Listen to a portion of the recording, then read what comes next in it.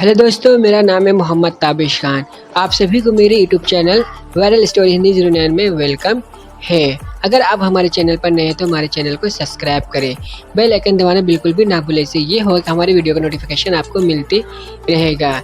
इस कहानी का 4 भाग है, तो चलिए आज भाग 1 स्टार्ट करते हैं। सोने की चिड़िया भाग 1। बहुत पुराने जमाने की बात है। एक राजा था। इसके महल में एक बहुत सुंदर बाग था।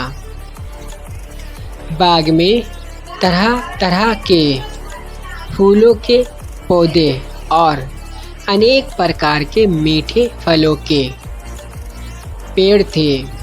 लेकिन इस बाग में सबसे आश्चर्यजनक चीज थी। एक सेब का पेड़ था जिसमें सोने के सेब लगते थे। राजा ने इस पेड़ की देखभाल का खास इंतजाम कर रखा था। जब इसके फल पकते थे तो चौकीदार रात दिन पेड़ का पहरा दिया करते थे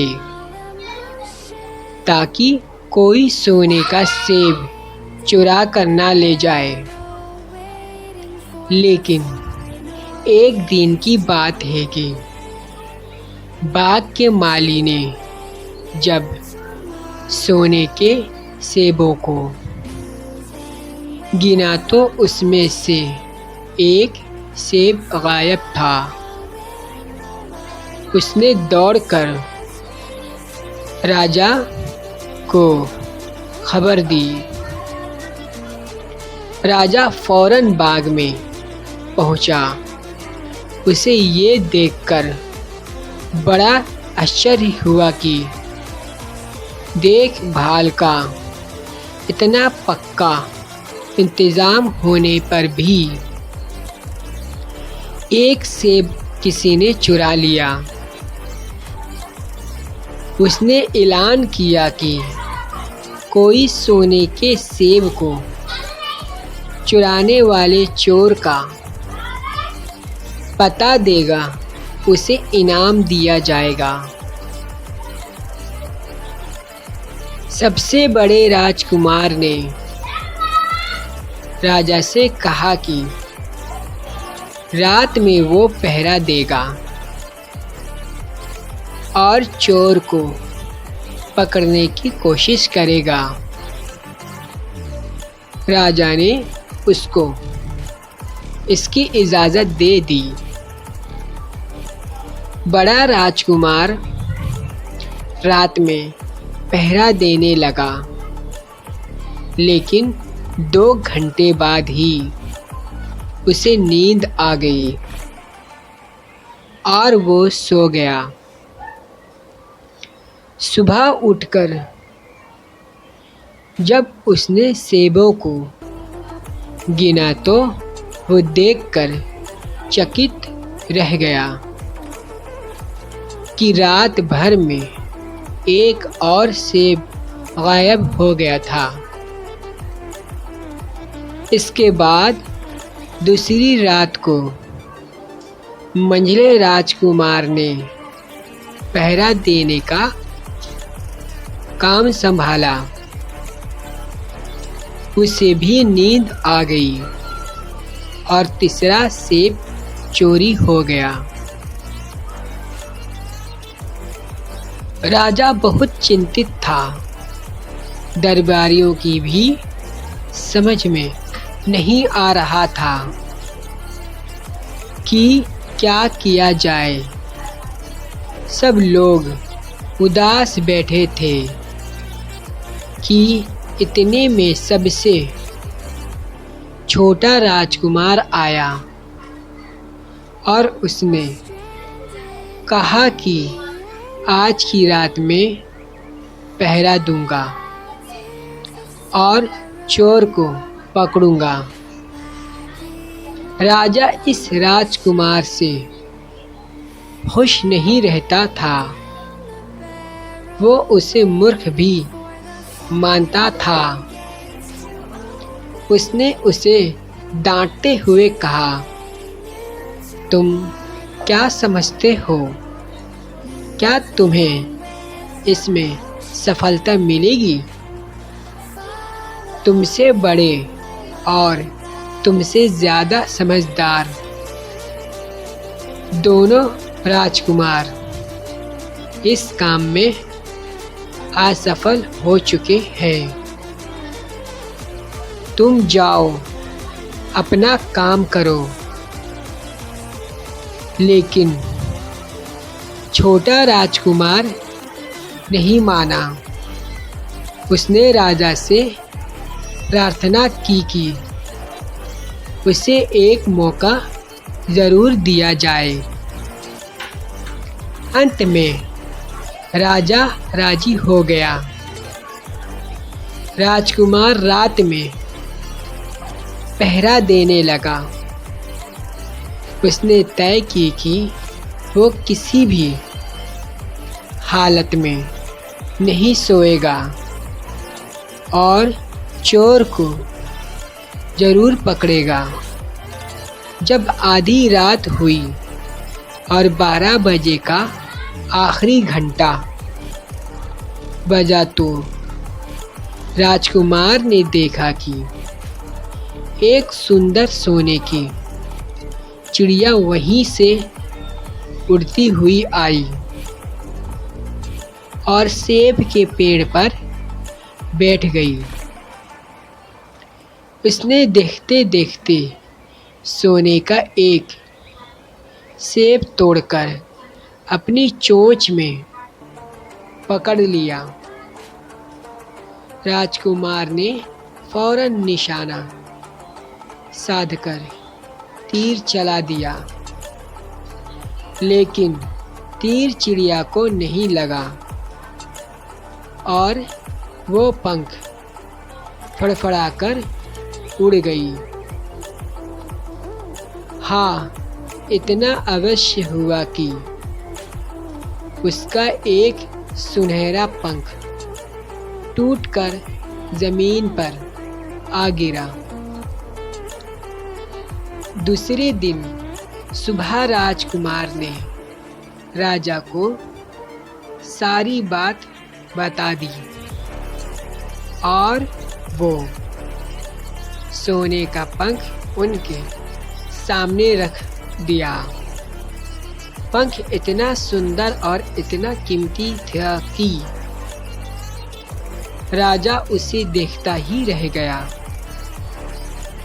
उसने कहा, अगर उस चिड़िया का एक पंख इतना सुंदर है तो वो पूरी चिड़िया कितनी सुंदर होगी। मैं चाहता हूँ कि उस चिड़िया को कोई पकड़ कर लाए। सबसे पहले बड़ा राजकुमार इस काम के लिए रवाना हुआ। चलते चलते वो एक जंगल में पहुंचा। वहां उसने एक लोमड़ी को एक पेड़ के नीचे आराम करते हुए देखा। राजकुमार ने मौका देखकर तीर अपने धनुष पर चढ़ा लिया। वो तीर छोड़ने ही जा रहा था कि लोमड़ी ने चिल्लाकर कहा, राजकुमार, मुझे मत मारो। मुझे पता है कि तुम सोने की चिड़िया की खोज में निकले हो। तुम मेरी राय मानो तो तुम्हारा काम जल्दी ही पूरा हो जाएगा। तुम इसी रास्ते से सीधे चले जाओ। शाम होने पर तुम एक गांव में पहुंचोगे। वहां तुम्हें आमने सामने दो सराय मिलेगी।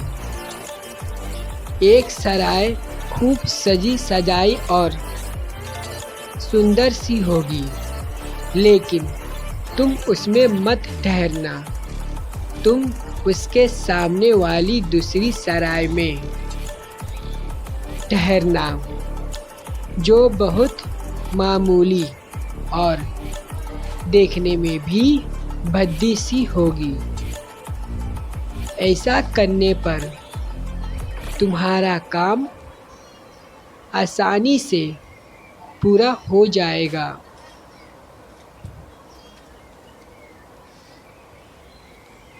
लोमड़ी की बात सुनकर राजकुमार को हंसी आ गई। उसने ठट्ठा कर कहा, भाग जा यहाँ से, मुझे तुम्हारी सलाह की ज़रूरत नहीं है। ये कहकर उसने तीर छोड़ दिया, लेकिन लोमड़ी बहुत चालाक थी। वो बचकर निकल भागी। राजकुमार आगे चलता गया। शाम को जब वो एक गांव में पहुंचा तो उसने देखा कि वहां सड़क के किनारे सचमुच दो सराय थी। उनमें से एक सराय खूब सजी सजाई थी और उसके अंदर से लोगों के नाचने गाने की आवाजें आ रही थी।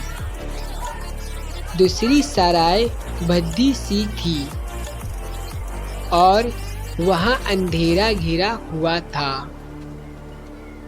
राजकुमार सजी सजाई सराय में ठहर गया। थोड़ी देर में वो भूल गया कि वो असल में सोने की चिड़िया की खोज में निकला था। उधर जब काफी समय बीत गया और बड़ा राजकुमार नहीं लौटा तो मंझला राजकुमार सोने की चिड़िया की खोज में चल पड़ा। वो भी उसी तरह चलते चलते जंगल में पहुंचा तो वहीं लोमड़ी उसे भी मिली। इस राजकुमार ने भी लोमड़ी की बात पर कोई ध्यान नहीं दिया। जब वो शाम को उस गांव में पहुंचा तो बड़े राजकुमार की तरह सजी सजाई सराय में ठहरा। वहाँ के नाचने रंग में मस्त होकर वो भी अपना काम भूल गया। यहाँ तक कि उसे घर लौटने की भी खबर सूझ ना रही। अंत में सबसे छोटे राजकुमार ने राजा से कहा कि मैं सोने की चिड़िया की खोज में जाऊंगा। राजा को विश्वास था कि जब उससे बड़े दोनों राजकुमार इस काम में सफल नहीं हुए तो इसे और भी सफलता नहीं मिलेगी। लेकिन उसके जिद करने पर राजा ने उसे इजाज़त दे दी। छोटा राजकुमार तैयार होकर सोने की चिड़िया की खोज में निकला। जंगल में उसे भी लोमड़ी मिली। राजकुमार ने लोमड़ी की बात को ध्यान से सुना और लोमड़ी से कहा, ठीक है, तुम जैसे कह रही हो मैं वैसा ही करूँगा। अब तुम जाओ, मैं तुम्हें नहीं मारूँगा। इसका दूसरा पार्ट अगले